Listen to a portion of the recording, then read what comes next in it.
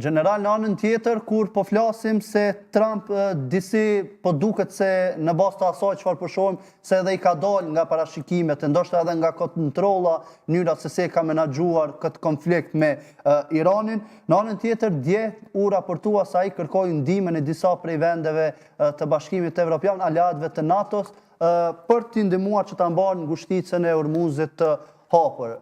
Kësaj kërkese nuk janë përgjigjur pozitivisht disa prej vendeve, përfshirë këtu edhe Gjermanien. Pse mendon se këto vende nuk dëshirojnë që të përfshihen? Apo thjesht mund të jetë një tendencë se presidentit amerikan për të përfshirë edhe evropianët në tërë këtë konflikt? Unë mendoj që Shtetet e Bashkuara të Amerikës dhe çdo vend tjetër sa do të fuqishëm të tjerë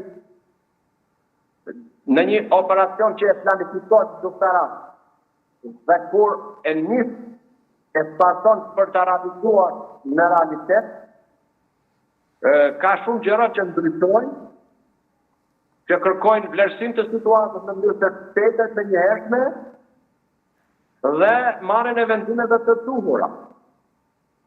Edhe sikur në situatë paqësore kemi një plan apo operacion që do planifikohet për të realizuar, është e pamundur që mos dalin gjërat e paparashikuara rrugës që kërkojnë për shtatet e tij. Kjo ka ndodhur në Shtetet e Bashkuara të Amerikës dhe Izraelit për sa i përket operacionit duktarak nga Irani.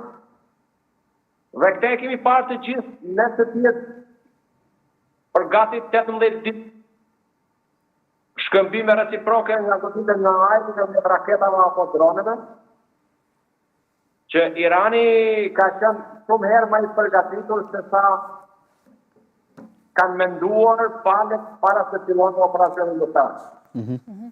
Kjo mendoj fal edhe mbështetës së pakërcyer të Rusisë edhe të Kinës të bëjë dukme pa dukme.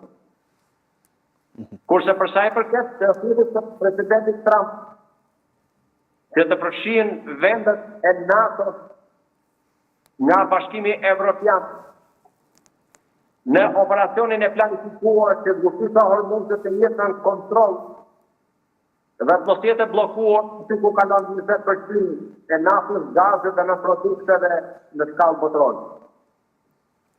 Jam i bindur që evropianët liderit kryesisht